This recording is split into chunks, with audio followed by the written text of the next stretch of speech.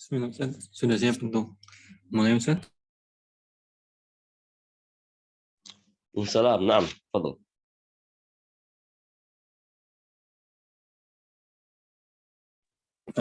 Bismillahirrahmanirrahim. Assalamualaikum warahmatullahi wabarakatuh. Alhamdulillahilladzi hadana lihadza wa ma kunna linahtadiya laula an hadana Allah. Asyhadu an la ilaha illallah wa asyhadu anna Muhammadan abduhu wa rasuluh. Allahumma shalli wa sallim ala nabiyyina Muhammad wa ala alihi wa azwajihi wa ashabihi wa man tabi'ahum bi ihsan ila yaumiddin.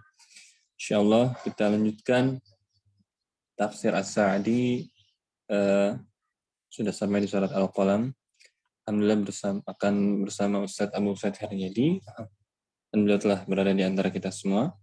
Dan dipersilahkan kepada para peserta yang ingin mencoba belajar membaca kitab tanpa harokat, nanti dipersilahkan langsung saja membuka mic-nya dan mengajukan diri untuk membaca. Baik, kita awali kajian pada pagi hari ini dengan basmalah. Bismillahirrahmanirrahim. Dan serahkan kepada Ustaz Abu Said Haryadi. Tafadhol Ustaz. نعم نبدأ بسم الله الرحمن الرحيم. السلام عليكم ورحمة الله وبركاته. Waalaikumsalam warahmatullahi wabarakatuh. إن الحمد لله نحمده ونستعينه ونستغفره ونعوذ بالله من شرور أنفسنا وسيئات أعمالنا من يهده الله فلا مضل له ومن يضلل فلا هادي له أشهد أن لا إله إلا الله وحده لا شريك له وأشهد أن محمدا عبده ورسوله لا نبي بعده. يا أيها الذين آمنوا اتقوا الله حق تقاته ولا تموتن إلا وأنتم مسلمون. فإن أصدق الحديث كتاب الله وخير الهدي هدي محمد صلى الله عليه وسلم وشر الأمور محدثاتها وكل محدثة بدعة وكل بدعة ضلالة وكل ضلالة في النار. Nah, alhamdulillah. Nuwasil darsana, kita lanjutkan pelajaran kita di tafsir As-Sa'di. Tawaqafna fi ayah as-saminah. Sudah sampai pada ayat yang ke-8. Nah, qala Allah Ta'ala fala tuti'il mukadzibin. Maka janganlah engkau patuhi orang-orang yang mendustakan ayat-ayat Allah. Waddu la tudhinu fayudhinun. Mereka menginginkan agar engkau bersikap lunak lembut kepada mereka, agar mereka juga bisa bersikap lunak atau lembut. Wala tuti' kulla halafin mahin. Dan janganlah engkau patuhi setiap orang yang suka bersumpah dan suka menghina.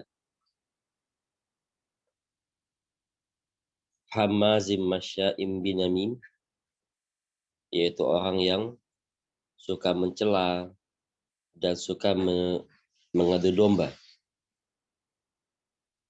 Mana'il lil khair mu'tadin asim, yang melarang atau merintangi segala kebaikan dan melampaui batas dan banyak dosa. Utul lim ba'da dzalika zanin, dan yang bertabiat kasar selain itu juga terkenal kejahatannya. Angka nadama liwabanin, apabila atau karena dia kaya, banyak harta atau banyak anak. Idza tutla alaihi ayatuna qala asatirul awwalin. Dan apabila ayat-ayat kami dibacakan kepadanya, ia berkata ini adalah dongeng-dongeng orang-orang terdahulu. Sanasimuhu alal khutum, kelak dia akan kami beri tanda pada belalainya. Ini merupakan ayat 8 sampai 16 akan kita bahas pada tafsir, ya. Dan kita ambil ayat yang pertama atau ayat yang ke-8. Ya, silakan bagi yang mau membaca tafsirnya di bawahnya. Ya, bagi yang mau latihan membaca silakan tafadhol. Nah.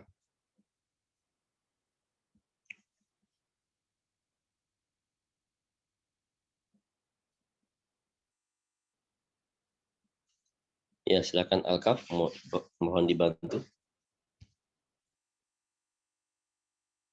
Nah, silakan yang ingin membaca langsung saja buka mic. Nanti kami persilakan. Baik, Fan atau akhwat yang ingin mencoba, tafadhol.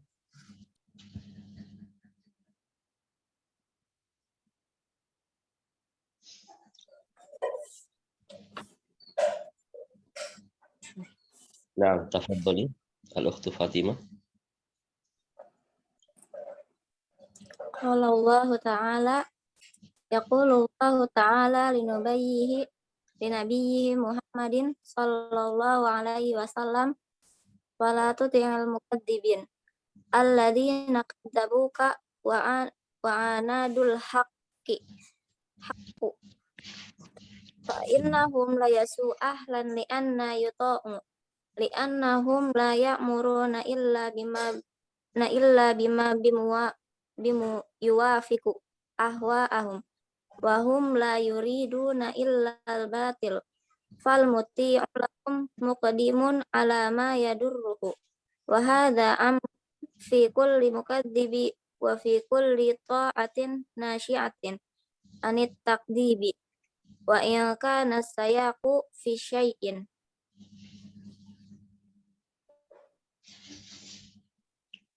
Terus khasun atau khasin wa huwa Khasin wa huwa annal musyrikina talibu minan nabiyyi sallallahu alaihi wasallam an yaskutu an aibi alihatihim wa dinihim wa yaskitu anhu wa yaskutu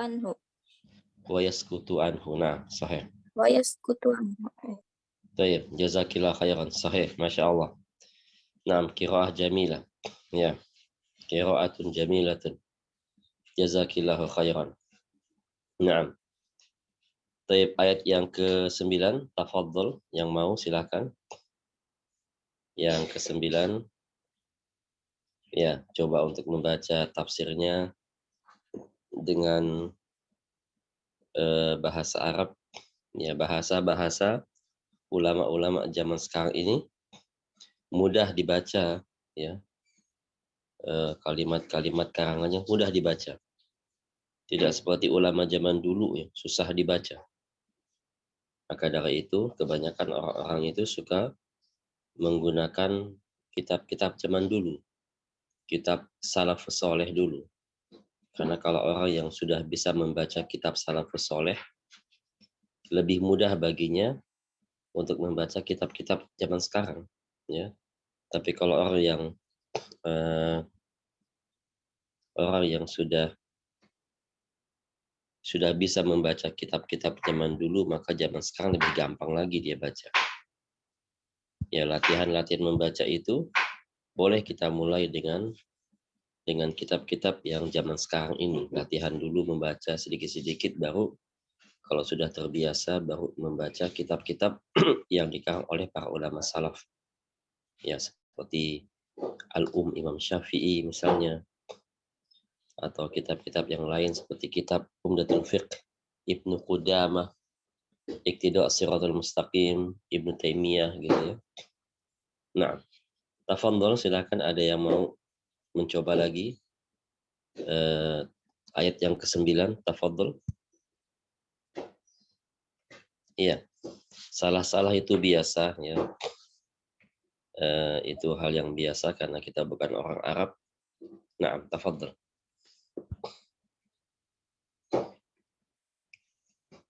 Tayyib. Ana coba set ayat 9 saja. Tafadhol. Nah, jazakallah khairan. Nah, bismillah. Wa al-mu'allif rahimahullah. Wa lihadza qala waddu ay al-musyrikun law tudhinu ay tuwafiquhum ala ba'di ma hum alayhi إما بالقول أو بالفعل أو بالسكوت عما يتعين الكلام فيه فيدهنون ولكن اصدع بأمر الله وأظهر دين الإسلام فإن تمام إظهاره نقص ما يضاده وعيب ما يناقضه. Sahih, na'am. Jamil. Qiraah sahihah. Na'am. Baik, sudah dua ini kita bacakan. Kita kembali kepada tafsirnya, yaitu al-ayatus saminah, ayat yang ke-8. Qala al-muallif, ya, kita baca bismillah, alhamdulillah, salatu wassalamu ala rasulillah. Qala al-muallif rahimahullah fil ayat saminah, dalam ayat yang ke-8. Yaqulullah ta'ala, yaqulullahu ta'ala, Allah ta'ala berfirman, li nabiyyihi Muhammadin sallallahu alaihi wasallam, kepada nabinya. Ini Allah Subhanahu wa taala berfirman, memerintahkan, mewasiatkan dan menyuruh nabinya. Pertama kali kepada nabinya. Dan perintah ini bukan hanya untuk nabi, tapi untuk setiap kaum muslimin sampai akhir zaman. Ya, sebagaimana dalam kaidah usul fikih apa? Al-ibratu bi umumil lafz la bi khususis sabab. Ibrah, pelajaran yang bisa kita ambil itu bukan dilihat dari khusus atau orang tertentu. Ya, ketika ada perintah Allah kepada orang tertentu, kepada satu orang atau dua orang, maka perintah itu berlaku untuk semua orang. Di sini Allah Ta'ala mengatakan kepada nabinya. Allah memerintahkan kepada Nabi kita Muhammad SAW sederetan perintah setelah ini. Satu perintah pertama, kedua, ketiga, terus dalam ayat-ayat yang berikut ini. Itu adalah perintah Allah kepada Nabi kita Muhammad SAW. Namun perintah ini bukan hanya untuk Nabi, tapi untuk semua kaum muslimin, baik laki-laki maupun perempuan, yang dimulai oleh Nabi. Mengapa Allah perintahkan kepada Nabi? Agar kita perhatikan bagaimana cara Nabi melaksanakan perintah itu. Itulah tujuan Allah Ta'ala, ya, memerintahkan kepada Nabi-Nya. Allah bisa saja redaksinya Allah rubah menjadi perintah kepada setiap kaum muslimin. Ya. Tetapi Allah perintahkan kepada Nabi-Nya itu lebih baik. Mengapa demikian? Karena agar umat mempelajari, melihat bagaimana cara Nabi melakukannya. Bagaimana sikap Nabi dalam perintah-perintah Allah ini. Kita pelajari, itu menunjukkan bahwa dalam perintah ini, untuk melaksanakannya, kita umat Nabi Muhammad harus mengikuti cara Nabi dalam melaksanakannya. Ya. Qala Allah Ta'ala berfirman, fala tuti'il mukadzibin. Janganlah taat kepada orang yang mendustai Allah dan Rasul-Nya. Jangan patuhi orang yang mendustai Allah dan Rasul-Nya. Jangan dengarkan orang-orang yang mendustai Allah dan Rasul-Nya. Artinya apa? Dalam ayat ini, Allah perintahkan kita jangan patuhi orang-orang kafir. Ya. Dan jangan juga patuhi orang-orang yang berbuat dosa, pelaku dosa. Maka kita sebagai seorang muslim, pertama kali sikap kita adalah tidak boleh mematuhi orang-orang kafir. Dan tidak boleh juga di samping itu mematuhi orang-orang Islam yang berbuat perbuatan dosa. Jangan dengarkan, ya. Jangan dengarkan, jangan taati perintahnya, terutama orang kafir. Ya, dalam tafsirnya alladzina kadzabuka, jangan taat, jangan dengarkan, jangan patuhi, ya, perkataan-perkataan orang-orang yang mendustai Allah dan Rasul. Ini, ya, semua orang kafir nggak boleh kita taati, nggak boleh kita ambil nasihatnya, dan tidak boleh kaum muslimin, ya, mendengar petuah-petuah, pelajaran-pelajaran yang dia berikan kepada kita semua. Nggak boleh. Ya. Dalam hal apa? Dalam segala hal. Dalam segala perbuatan. Kita lihat, banyak orang, sebagian kaum muslimin apa? Lebih suka dengan aturan-aturan orang kafir daripada orang-orang muslim. Seperti banyak perusahaan, banyak sekolah, banyak lembaga, ya. Mereka lebih suka dengan apa? Dengan cara kedisiplinan orang-orang Jepang. Sehingga mereka menjadikan orang Jepang itu sebagai referensi kedisiplinan yang paling tinggi dalam dunia ini. Itu salah. Ya. Atau kita ikuti bagaimana giatnya orang-orang Jepang atau orang-orang Belanda, orang Jerman, mereka giat bekerja, mereka sampai sukses. Jangan jadikan mereka sebagai referensi. Karena aturan-aturan yang mereka buat itu pasti ada tujuan buruk.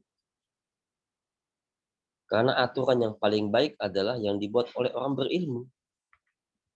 Ya, setiap aturan yang dibuat oleh orang berilmu pasti ada kebaikan dan lebih baik daripada orang yang tidak berilmu.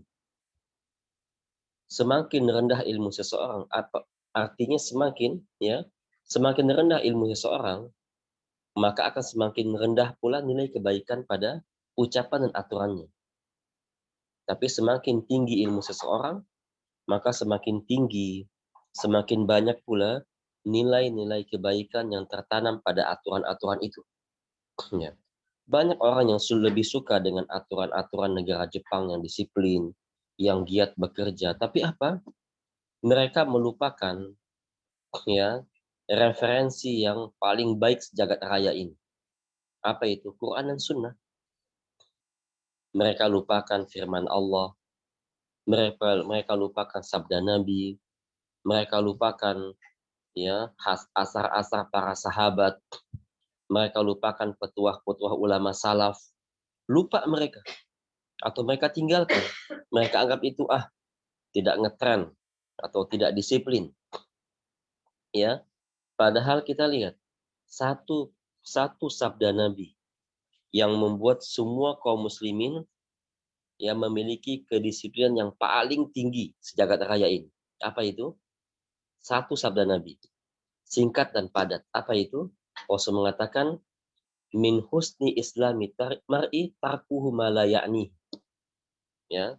Tanda baiknya Islam seorang muslim itu adalah dia mampu meninggalkan segala perbuatan yang nggak penting baginya. Itu tingkat disiplin yang paling tinggi. Artinya apa? Hidup kita sebagai kaum muslim ini, lakukan yang penting-penting untuk kita. Apakah penting dalam agama, atau penting dalam keluarga, atau penting dalam diri kita. Yang penting-penting kita utamakan. Itulah tingkatannya disiplin. Ya. Tingkat yang paling tinggi kedisiplinan ini. Mengerjakan hanya yang penting, yang nggak penting nggak usah dikerjakan. Kerjakan yang perlu, yang baik, yang manfaat. Itulah ajaran Nabi kita. Itu dilupakan oleh kebanyakan kaum muslimin. Malah mereka suka referensi-referensi dari orang-orang Yahudi. Contoh lain seperti apa? Parenting misalnya. Wah, zaman sekarang lebih ngetren nih ya, parenting, cara mendidik anak ya, ala orang-orang Yahudi. Nggak boleh mengatakan anak jangan ya. Setiap anak salah nggak boleh katakan, nah jangan seperti itu. Kata jangan itu nggak boleh dalam parenting. Lah, kalau nggak boleh bagaimana dengan banyak firman Allah yang mengatakan dalam surat Luqman mengatakan la bunayya la tusyrik billah fa inna syirka la dzulmun azim. Wahai anakku, jangan sekali-kali engkau berbuat syirik kepada Allah. Kata jangan banyak di Al-Qur'an. Tetapi mereka ya menolak Al-Qur'an dengan mengemas kata-kata indah agar orang tertipu dengan perkataan mereka. Ya, mereka mengemas ya metode-metode didik anak dengan baik, tidak boleh keras, tidak boleh begini, tidak boleh begitu. Semua itu adalah tujuannya apa? Untuk menjauhi kaum muslimin dari Quran dan Sunnah. Rusaklah kaum muslimin kalau jauh dari Quran dan Sunnah. Seorang muslim ya semakin jauh dengan Quran dan Sunnah, semakin rusak hidupnya, semakin rusak agamanya, semakin buruk nasibnya pada hari kiamat. Itulah tujuan mereka. Sebagaimana yang Allah katakan, walan tardo, ya, angkal Yahudi wala Nasara hatta tattabi'a millatahum. Tidak akan ridho orang Yahudi, orang Nasrani terhadap Anda sampai Anda mengikuti agama-agama mereka atau ajaran agama mereka. Itulah tujuan mereka, ya. Maka mereka membuat metode-metode, ya, metode cara mendidik anak, cara mendidik anak-anak kita sendiri, cara didik anak-anak sekolah bagaimana, ya. Akhirnya apa? Udah besar nanti jadi apa? Jadi koruptor, ya, jadi pungli-pungli, jadi penjahat, jadi bandit. Tapi kalau orang mengikuti metode-metode Al-Quran dan Sunnah, ya, bukan malah jadi bandit atau pencuri, malah donasi atau kebaikan-kebaikan walaupun tidak ada balasan pamrihnya dari orang, mereka kerjakan semua. Beramal ikhlas kepada Allah tanpa pamrih. Itulah akhlak yang diajarkan Quran dan Sunnah. Maka dari itu Allah Ta'ala mengatakan, fala tuti'il mukadzibin. Jangan patuhi orang-orang yang mendustai agama Islam, mendustai Allah, mendustai Rasulnya. Jangan patuhi, jangan dengarkan mereka. Kalau emang ucapan mereka baik, loh bagaimana kalau mereka baik ucapannya? Tentu aturan-aturan orang Jepang nggak buruk semua. Adalah yang baik-baiknya, ya. Adalah yang sesuai dengan ajaran sunnah, ajaran Quran, walaupun referensi mereka tidak seperti itu. Nggak 100% buruk semua, tidak ada yang baik-baiknya seperti disiplin, kerja, waktu, disiplin, oke, bolehlah seperti itu, ya ada baik-baiknya. Tetapi jangan jadikan mereka sebagai referensi. Ya, carilah referensi dari Al-Quran, dari As-Sunnah, dari kalam-kalam atau asar-asar para sahabat, atau kita lihat ya perkataan para ulama Islam. Padahal kalau orang mempelajari ya Islam dari sumbernya, itu sudah tercover semua, cukup semua. Nggak perlu mendengar metode-metode orang-orang kafir, nggak perlu. Orang kalau paham dengan Quran dan Sunnah itu sudah cukup baginya. Karena aturan-aturan Quran dan Sunnah itu tidak berlebihan dan tidak juga kendor, sedang-sedang saja, ya, tidak terlalu ketat mengikat, tidak juga terlalu ya kendor sehingga orang buat lalai, tidak. Tapi kita lihat orang-orang kafir kalau buat aturan kendor banget, ketat banget, itu bukan kebaikan. Kebaikan al-haqqu al-khair biyadillah. Setiap kebaikan itu di tangan Allah Ta'ala. Allah yang menurunkan aturan-aturan hidup kita dalam Al-Quran, dan Allah juga menurunkan metode hidup kita dalam As-Sunnah, dalam asar-asar para sahabat, petuah-petuah para ulama salaf. Itu merupakan ya pemahaman mereka terhadap Quran dan Sunnah dengan baik dan benar. Itu yang harus kita jadikan referensi sebagai referensi kedisiplinan jalan hidup kita, atau kita bilang minhajul muslim, metode hidup seorang muslim, ya, yang kita pelajari di kajian ya yang lain yang diajari oleh ustadz kita, ya, minhajul muslim itu baik sekali. Pelajari baik-baik itu. Metode hidup seorang muslim itu tidak keluar dari koridor Quran dan Sunnah. Itulah metode yang paling disiplin, yang terbaik di alam semesta ini. Sehingga Allah Ta'ala ya mengatakan fala tuti'il mukadzibin. Ini kita ingat selalu perkataan ini. Jangan dengarkan orang-orang kafir, ya. Jangan dengarkan orang-orang musyrik, orang-orang non-muslim, petuah-petuah mereka nggak usah dengar. Buku-buku mereka nggak usah baca. Aturan-aturan mereka nggak usah ikuti. Kalau emang baik, cari referensi lain dari Quran dan dari As-Sunnah. Karena apa? Karena mereka ketika membuat referensi itu, mereka tidak berdasarkan, atau mereka buat pasti ada tujuannya, yaitu apa? Untuk menghalangi kaum muslimin atau menjauhi kaum muslimin dari Quran dan Sunnah. Tidak seperti ulama Islam, ya. Setiap aturan mereka buat referensinya Quran ayat sekian, surat sekian, ayat sekian. Agar apa? Agar mendekati agar membuat kaum muslimin dekat dengan Quran dan Sunnah. Ya, setiap orang setiap ulama yang membuat ya kitab, mereka mengarang, membuat metode hidup seorang muslim, minhajul muslim misalnya, mereka membuat catatan-catatan, pasti ada ada dalilnya, Quran dan Sunnah. Apa tujuan mereka itu membuat dalil seperti itu? Di antara tujuan mereka adalah agar kaum muslimin tidak keluar dari koridor Quran dan Sunnah, dan agar kaum muslimin menjadikan Quran dan Sunnah itu sebagai metode hidup, bukan hanya perkataan mereka bla bla bla, satu halaman, dua halaman tulis perkataan mereka tanpa dalil. Nggak seperti itu ulama salaf. Ya, mereka setiap ada statement, pendapat, dalilnya ini. Pendapat kedua, ayatnya ini, hadisnya ini. Pendapat ketiga, hadisnya ini. Seperti itu. Itu agar kaum muslimin dekat dengan Quran dan Sunnah. Itulah metode seorang kaum muslimin yang ingin hidup mereka bahagia di dunia dan di akhirat. Allah juga mengatakan ya, fala tuti'il mukadzibin, artinya apa? Artinya juga apa? Artinya jangan jadikan orang kafir sebagai pemimpin yang akan kalian taati. Nah, ini juga fatal akibatnya, ya. Jangan pernah menjadikan orang kafir itu sebagai pemimpin yang mana ya rakyat akan mentaati pemimpin itu, ya. Dan orang yang menjadikan orang kafir menjadi pemimpin itu orang fasik semua, pelaku dosa besar semua, diancam dengan api neraka semua, ya. Tidak boleh mencalonkan orang kafir jadi pemimpin. Apakah pemimpin keluarga, nggak boleh wanita muslimah menikah dengan orang kafir, nggak boleh. Maka orang kafir itu akan menjadi pemimpin keluarga. Allah mengatakan fala tuti'il mukadzibin.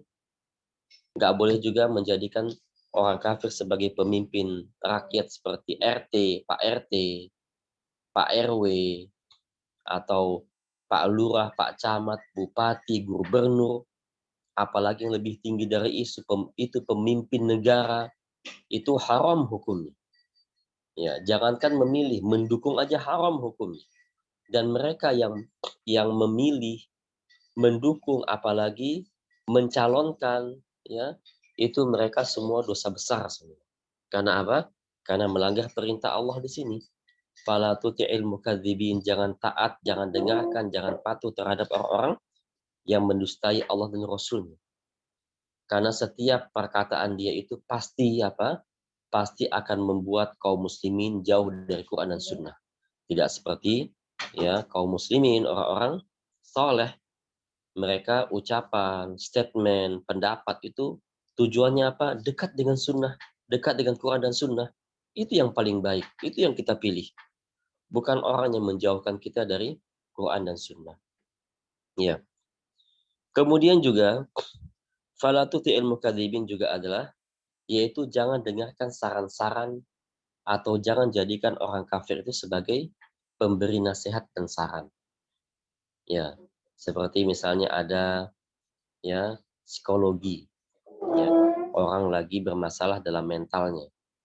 Kemudian datang ke psikologi yang terkenal, yang hebat, orang kafir. Jangan, ya, jangan. Jangan kita datang ke mereka. Jangan jadikan mereka sebagai penasehat. Karena apa? Intinya adalah orang-orang seperti itu ya akan menjauhkan pasiennya dari Quran dan Sunnah. Karena obat ya yang terbaik yang Allah berikan, yang Allah turunkan ke muka bumi ini adalah yaitu Quran dan Sunnah. Quran dan Sunnah itu merupakan obat penyakit yang kita alami, pencegah juga penyakit yang akan datang kepada kita, sekaligus obat hati yang paling baik adalah Quran dan Sunnah. Karena orang-orang seperti psikologi yang memberi nasihat kepada orang-orang pasien-pasiennya, ya sedikit banyak mereka tidak mau mengarahkan kita ya akhi baca Quran yang banyak, ya akhi pelajari Quran. Wah, nggak laku mereka, ya nggak laku mereka kalau mereka mengajarkan atau mereka menyarankan ada pasien datang ke psikologi misalnya gangguan mental lalu bilang nak nanti baca Quran banyak-banyak ya, pelajaran Quran banyak-banyak. Ya, hafalkan Quran, dimanapun Anda berada baca Quran. terus pahami Quran itu bagaimana sesuai dengan hadis Nabi. Wah, nggak laku, ya, nggak laku para psikologi itu. Maka dia akan menyampaikan statement-statement yang lain daripada yang lain, agar orang tidak berpaling darinya. Walaupun orang berpaling dari Al-Quran, nggak masalah. Walaupun orang berpaling dari sunnah, nggak masalah. Yang penting jangan berpaling kepada ucapan-ucapan orang psikologi. Itulah tujuan mereka. Ya, tidak seperti kalau kita datang kepada orang soleh. Apa tujuan pertama? Tujuan nasihat pertama mereka, ittaqillah, bertakwa kepada Allah. Ya, kemudian zikrullah, berzikir kepada Allah, jangan maksiat kepada Allah. Kemudian wastaghfir watub ilaih, minta ampun, istighfar, dan bertobat kepada Allah. Itu nasihat mereka. Itu jalan keluar semua itu. Maka Allah mengatakan, wa may yattaqillah yaj'al lahu makhraja. Barang siapa yang bertakwa kepada Allah, Allah akan membuat baginya atau memberikannya jalan keluar bagi setiap masalah yang ia dapatkan. Bagi semua masalah. Apa solusinya? Bertakwa kepada Allah. Ya. Nah, ana rasa wallahu alam, apakah ada psikologi yang ngomong seperti itu ketika ada masalah? Oh ya akhi, antum harus bertakwa kepada Allah. Takwa dijalankan sesuai dengan ajaran Nabi Muhammad, gak boleh menyimpang dari ajaran. Ada nggak psikologi yang katakan seperti itu? Wallahu alam, ya. Ana belum pernah bicara dengan orang psikologi, nggak pernah juga dengan orang psikiater, ya.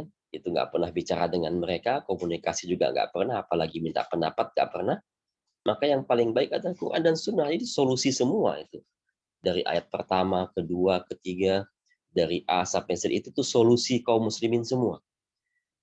Baik solusi dalam memecahkan masalah, solusi dalam keluar dari masalah, solusi dalam menghindar masalah, solusi dalam pedoman hidup seorang muslim. Quran dan Sunnah yakfi.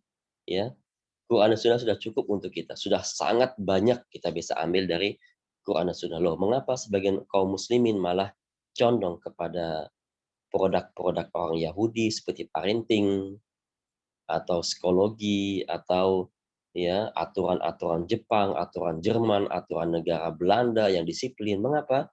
Karena kebodohan mereka terhadap Quran dan Sunnah. Karena setiap orang yang nggak paham dengan sesuatu pasti dia benci. Ya.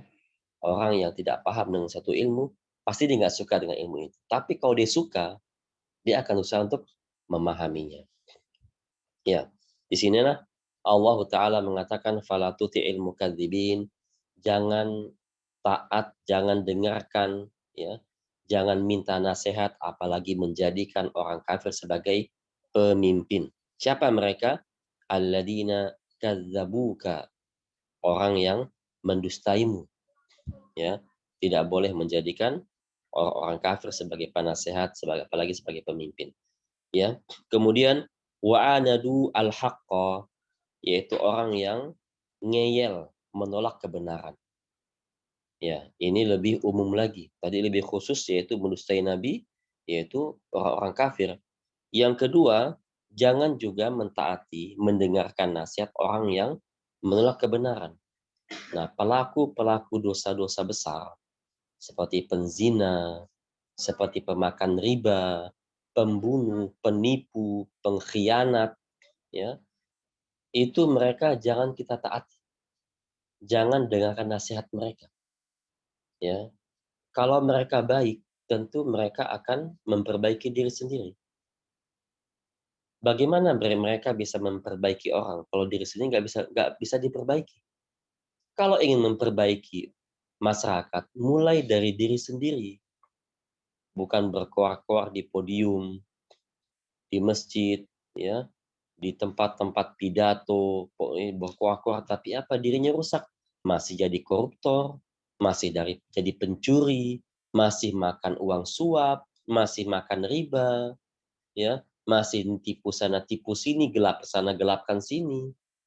Orang sholat berjamaah aja nggak laksanakan, gimana mau memperbaiki diri sendiri, ya.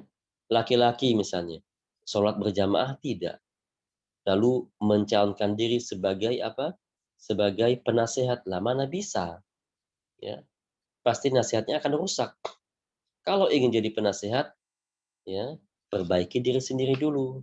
Ikuti Quran dan Sunnah, beribadah kepada Allah sesuai dengan Sunnah Nabi. Perbaiki diri sendiri dulu, step-stepnya ada. Kalau sudah berusaha memperbaiki diri sendiri, terus salah sedikit-sedikit, salah jatuh, itu hal biasa. Karena setiap muslim pasti pernah jatuh, ya pasti pernah salah. Yang penting apa? Bertobat setelah itu. Sebagaimana Rasul katakan, ya, kullu bani Adam khata'un, ya. Wa khairu khata'in tawwabun. Setiap orang itu pasti pernah salah. Tapi sebaik-baiknya orang bersalah itu adalah langsung istighfar, bertobat kepada Allah Ta'ala. Karena nggak ada di muka bumi ini orang yang nggak pernah salah. Pasti pernah salah. Ya. Nah, kesalahan dia ini jangan dipermasalahkan selama mereka mau bertobat kepada Allah. Setiap muslim yang bersalah, jangan dijadikan bahan untuk merendahkan, menjauhkan, meremehkan. Tidak boleh. Lihat dulu setelah itu. Apakah dia berubah? Apakah dia bertaubat kepada Allah? Ya, apakah dia meninggalkan dosa itu? Kalau iya, berarti bagus. Itulah muslim yang baik. Karena nggak ada satu muslim pun di muka bumi ini yang bersih dari kesalahan, nggak ada. Semuanya pernah salah. Namun kita sebagai muslim, ya tidak boleh gampang dalam bersalah, dan kalau salah tidak boleh terus-terusan. Harus bertobat kepada Allah, dan jangan pula meremehkan orang kalau buat salah, ya tidak boleh meremehkan selama dia mau bertaubat kepada Allah Ta'ala.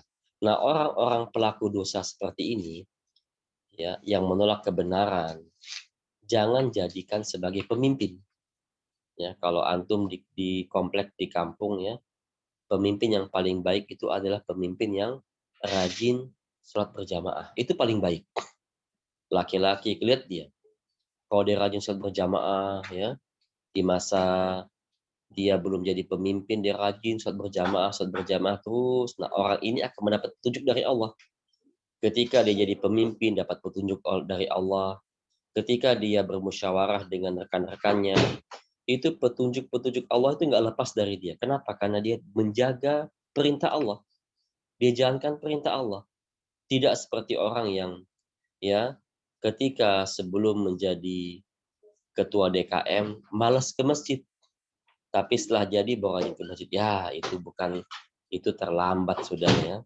Maka pilih pemimpin, ya, yang nampak pada kita contohnya apa, yang melakukan kewajiban yang baik dengan baik dan benar, seperti, ya, rajin sholat berjamaah, tidak pernah berdusta, ya, selalu, ya, mengatakan kesabaran, ya, itu adalah pemimpin yang baik. Tapi kalau dipilih pemimpin, ya, orang yang malas sholat berjamaah, Allah memanggil-manggil hayya 'alas shalah, hayya 'alas shalah, itu Allah yang manggil melalui lisan, ya, lisan para muadzin. Itu bukan panggilan-panggilan biasa. Ya, lafaz azan itu merupakan wahyu dari Allah yang Allah sampaikan kepada, ya, pada Abdullah bin Zaid dalam mimpinya, kepada Umar bin Khattab juga dalam mimpinya. Maka dari itu Allah Subhanahu wa taala mengatakan apa dalam lafadznya? Lafaz azan, hayya 'alas shalah, ayo kita salat berjamaah di masjid. Hayya 'alas shalah 2 kali. Apa setelah itu? Hayya 'alal falah. Mari menuju kemenangan. Loh, kok diajak menang nggak mau orang, ya. Mari menuju kemenangan. Itulah kemenangan utama seorang muslim itu apa? Ketika dia menjalankan perintah Allah Subhanahu wa taala. Itulah orang menang. Orang yang berani melangkahkan kakinya ke masjid, orang yang sanggup melawan hawa nafsunya, dia langkahkan kaki ke masjid untuk sholat berjamaah, itulah yang akan mendapat kemenangan dari Allah Ta'ala. Nah, orang seperti ini baru pantas jadikan pemimpin, jadikan penasehat, jadikan guru, ya, jadikan teman dekat, seperti ini pantas. Kalau Allah saja panggil tidak mau dilaksanakan, ya bagaimana dia mau melaksanakan keinginan rakyatnya? Bagaimana dia mau melaksanakan keinginan atau kebutuhan anggotanya? Tidak bisa, ya. Karena orang kalau perintah Allah sudah dilalaikan, maka dia lebih gampang untuk melalaikan kebutuhan anggotanya. Tapi kalau dia, ya, terus konsisten dengan perintah Allah dan Rasul-Nya, maka Allah Ta'ala akan beri petunjuk dia agar perhatian kepada bawahannya, sayang kepada rakyatnya, dan mendoakan orang yang di bawahnya. Ya. Sehingga orang-orang pelaku dosa besar, ya, seperti para pemakan riba, para pemakan suap menyuap, ya, orang yang berzina, apalagi orang yang membunuh dan orang yang ya pencuri seperti itu, yang meninggalkan perintah-perintah Allah, jangan jadikan mereka sebagai penasehat. Jangan jadikan mereka sebagai ya orang-orang yang akan memberikan solusi kepada kita. Orang ketika seorang muslim merasakan gundah gulana, bimbang, takut, ya, frustasi, jangan datang kepada psikologi atau psikiater. Jangan. Ya. Datanglah kepada ya orang yang paham dengan Quran dan Sunnah. Nanti diberi wejangan-wejangan, kamu seperti ini, kamu seperti itu. Seperti apa? Seperti Hasan al-Basri rahimahullahu ta'ala. Ada orang datang kepada beliau, ya, mengadukan suatu aduan yang sebenarnya kalau kita pikir dengan akal pikiran, gak pas datang kepada beliau. Apa keluhannya? Wahai ya Hasan al-Basri, saya ini sudah saya sudah bertahun-tahun menikah tapi nggak punya anak. Udah belasan tahun menikah tapi nggak punya anak. Bagaimana ya wahai Hasan Basri? Biasanya kan kalau orang punya masalah seperti itu kan apa? Ke dokter, ke spesialis kandungan, ke terapis gitu kan. Bukan kepada ulama. Tapi dia solusinya kepada ulama, kepada Hasan al-Basri. Ya. Maka Hasan al-Basri mengatakan, ya, istaghfirillah. Ya, banyaklah ucapkan astaghfirullah. Ya, banyaklah mengucapkan kata-kata astaghfirullahalazim atau astaghfirullah wa atubu ilaih. Ya. Maka dia pun mentaati perintah itu. Dia pulang dengan membawa oleh-oleh untuk istrinya, apa yang disarankan oleh Hasan al-Basri, yaitu kita harus banyak istighfar. Lah, apa sih hubungannya istighfar dengan kandungan? Nggak ada hubungannya. Tapi solusi yang diberikan, ya, solusi yang diberikan kepada Hasan al-Basri itu tepat sekali dengan Quran dan Sunnah. Sebagaimana Allah katakan dalam surat Nuh, faqultu astaghfiru rabbakum innahu kana ghaffara yursilis sama alaikum midrara wa yumdidkum bi amwal wa banin. Ya. Maka Nabi Nuh mengatakan, kalian istighfarlah, banyak-banyak istighfar kepada Allah karena Allah itu Maha Pengampun. Maka dengan istighfar kalian Allah Ta'ala akan menurunkan hujan yang sangat baik kepada kalian dan memberikan rezeki kepada kalian dan memberikan anak kepada kalian. Tepat, ya, tepat nasihatnya sesuai dengan Quran dan Sunnah. Subhanallah.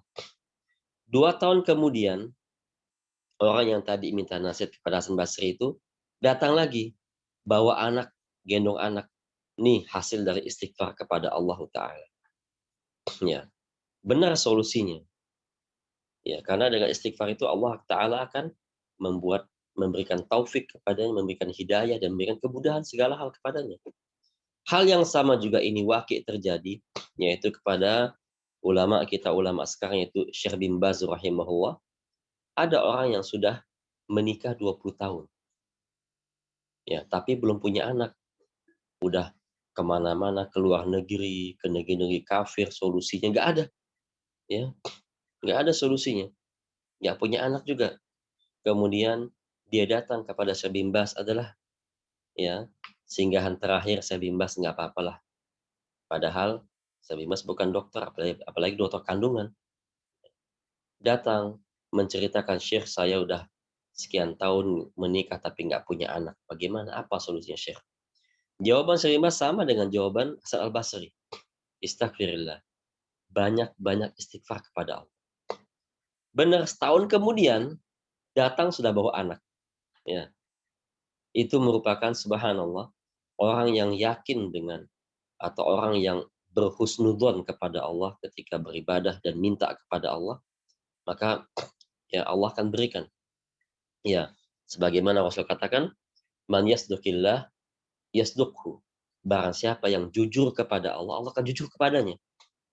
Orang yang meminta kepada Allah dengan kejujuran, tidak ragu minta-minta, ya, dan tidak meragukan Allah, tidak meragukan kemampuan Allah akan memberi apa yang kita minta. Jujur kepada Allah, maka Allah akan jujur kepadanya, ya. Tapi bukan berarti kita dusta kepada Allah, Allah berdusta, tidak. Allah, ya, maha suci dari sifat-sifat yang keji dan kotor seperti itu, ya. Kalau orang tidak jujur kepada Allah, maka Allah nggak akan kasih. Tapi kalau jujur kepada Allah, maka Allah akan berikan apa yang dia butuhkan. Ya itulah, ya, perintah Allah kepada kita semua kaum muslimin, fala tuti'il mukadzibin.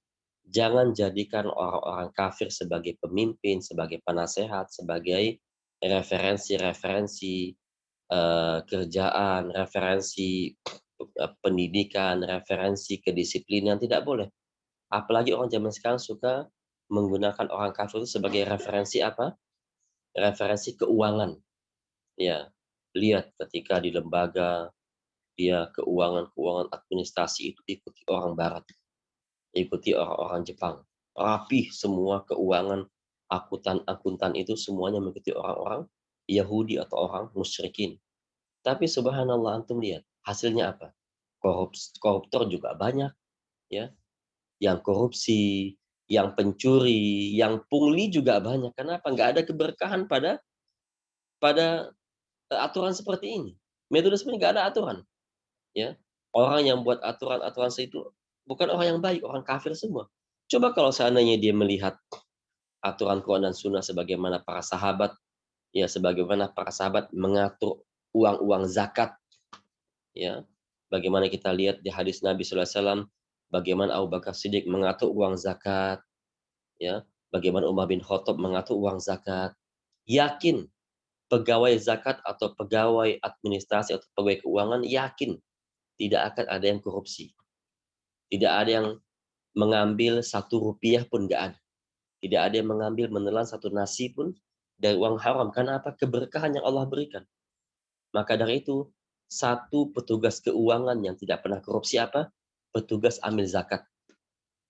Coba lihat petugas amil pajak. Beda kan? Ya. Petugas amil zakat dengan petugas amil pajak. Wah, beda jauh banget. Ya. Walaupun petugas amil zakat orangnya sederhana, termasuk orang miskin, orang yang ya cukup apa adanya lah. Tapi nggak ada mereka korupsi. Ya, nggak ada mereka 1 rupiah pun nggak ada mengambil tanpa hak, nggak ada. Karena keberkahan yang Allah berikan. Coba ambil pajak. Bukan orang miskin mereka itu. Orang banyak harta semua mereka. Tapi apa? Karena nggak ada keberkahan dalam hal itu, koruptornya juga banyak. Bahkan kekayaan mereka melebihi presiden. Ya, tapi apa? Subhanallah. Karena keberkahan Allah cabut sehingga koruptornya juga banyak. Nah, itulah apa yang diinginkan oleh orang-orang kaum Yahudi, kaum Nasrani ketika membuat statement-statement kerusakan kaum muslimin yang mereka inginkan. Ya, bukan kebaikan, kerusakan. Mereka ketika membuat statement seperti itu, membuat pendapat, membuat aturan seperti itu, ketika mereka lihat banyak kaum muslimin yang korupsi, yang pungli, yang mencuri, tertawa mereka. Itulah tujuan mereka untuk merusak kaum muslimin. Karena mereka kalau merusak kaum muslimin dengan perang, mereka yakin akan kalah. Ya, itu banyak sejarah.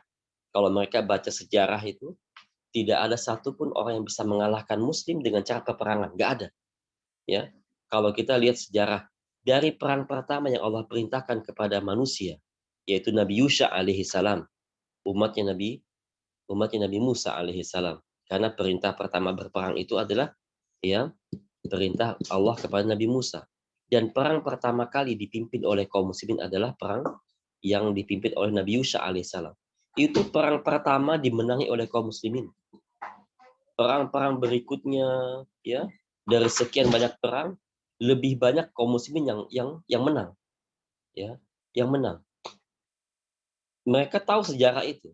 Artinya kalau mereka memerangi kaum muslimin dengan senjata, mereka akan kalah, tahu mereka. Tapi mereka menggunakan cara lain.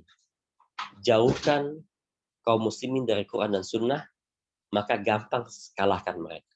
Ya, jangankan ya, ketika kaum muslimin sudah mereka berhasil membuat kaum muslimin jauh dari Quran dan Sunnah, tanpa ikut campur tangan mereka pun sudah kalah kaum muslimin. Ya, sudah hancur kaum muslimin. Itulah taktik mereka, taktik orang Yahudi, sehingga mereka kemas dengan aturan-aturan kedisiplinan, aturan-aturan keuangan yang masya Allah ya, yang sangat lengkap, ini itu subhanallah, aturan-aturan parenting, beri nasihat kepada anak, mereka kemas dengan sebaik mungkin. Tujuannya apa? Untuk menjauhi kaum muslimin dari Quran dan Sunnah. Kalau sudah jauh kaum muslimin dari Quran dan Sunnah, nggak perlu mereka turun tangan, mereka duduk goyang-goyang kaki di rumah mereka, itu sudah membuat kaum muslimin hancur lebur, berantakan, kalah sudah. Walaupun mereka tidak ikut campur dalam perperangan. Bahkan lebih parah lagi apa? Sesama muslim ya akan perang. Ya karena ya tidak keberkahan, Allah cabut keberkahan dari perbuatan mereka. Inilah intinya apa? Intinya firman Allah di sini adalah kuncinya di sini. Fala tuti'il mukadzibin. Jangan patuhi orang yang mendustai Allah dan Rasulnya. Ya, jangan patuhi, jangan dengarkan, jangan jadikan mereka penasihat, apalagi referensi. Ya, apalagi subhanallah, jadikan mereka dosen, jadikan guru mereka itu, wal iyadzubillah. Dan apalagi menjadikan mereka sebagai pemimpin, wal iyadzubillah. Karena tujuan mereka apa? Untuk menghancurkan kaum muslimin. Dengan cara apa? Jauhkan kaum muslimin dari Quran dan Sunnah. Niscaya dengan sendirinya mereka akan hancur. Ya, tapi kalau mereka masih dekat dengan Quran dan Sunnah, ya jangan haraplah kehancuran mereka. Senjata apapun yang akan meraih mereka, pasti ujungnya mereka akan menang. Ya, senjata apapun yang dikerahkan oleh orang-orang kafir itu, selama kaum muslimin masih pegang Quran dan Sunnah, ujung endingnya pasti mereka akan menang. Ya, tapi sebaliknya, kalau kaum muslimin sudah jauh dari Quran dan Sunnah, sekuat apapun ya persenjataan kaum muslimin, endingnya pasti akan kalah. Ya, karena apa? Karena jauh dari Quran dan Sunnah.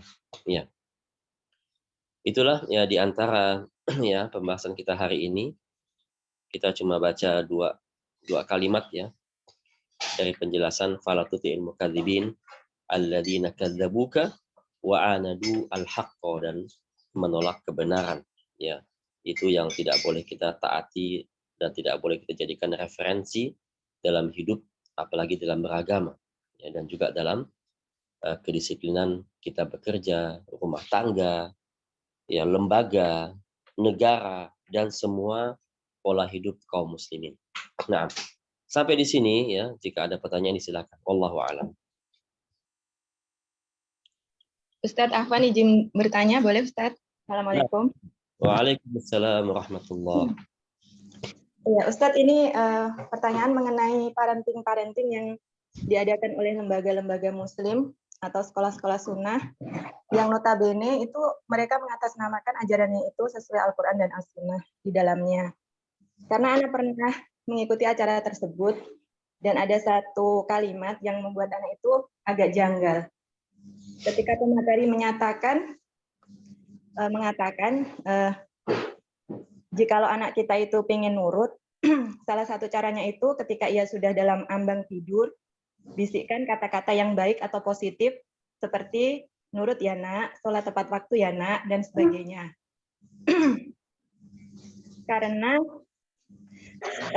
secara basic itu si pemateri tersebut adalah psikologi muslimah, Ustadz. Bagaimana menanggapi hal tersebut, Ustadz? Syukran, Ustadz.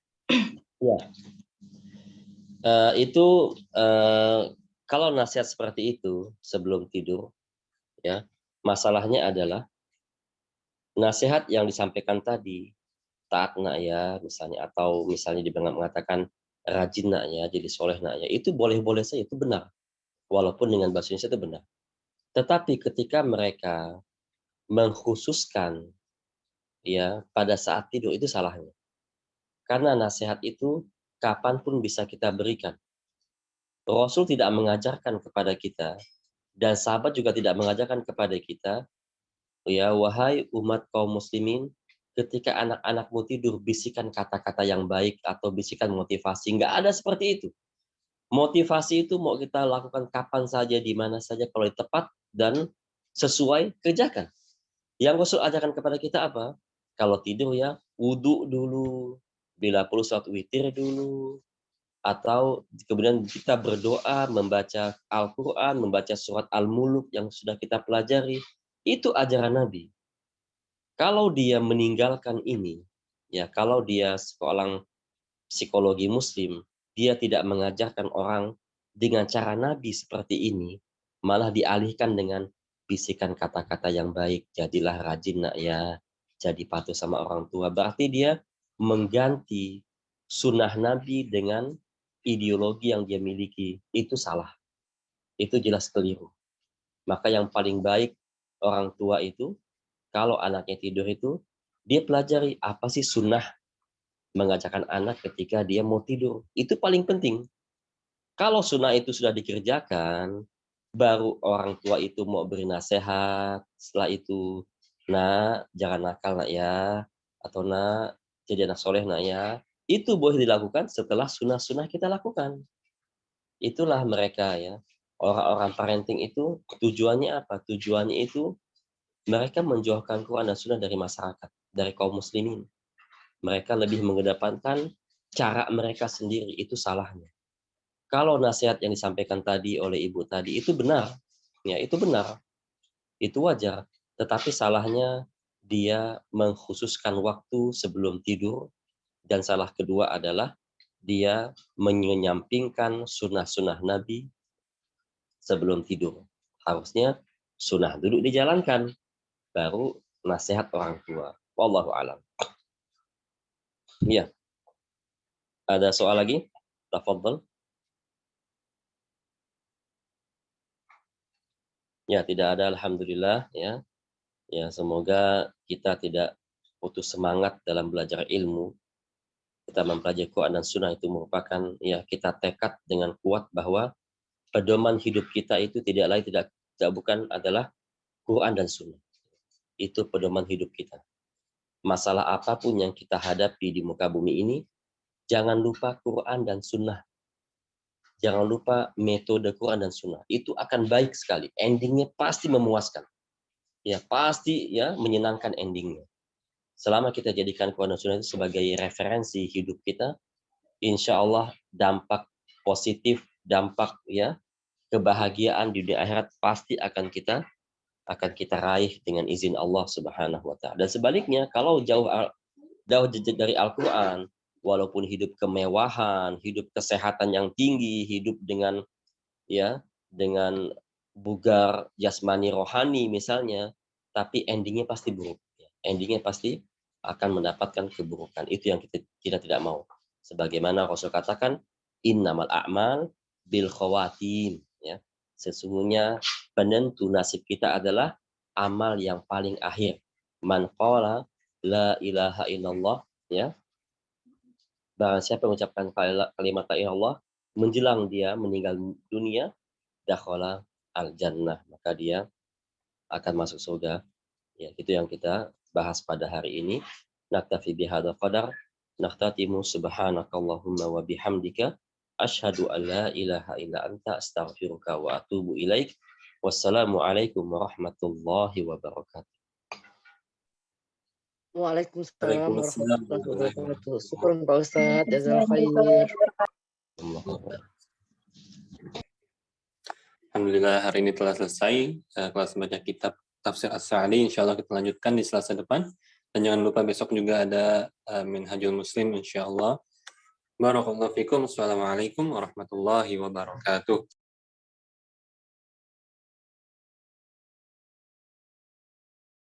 Waalaikumsalam warahmatullahi wabarakatuh. Jazakumullah khairan.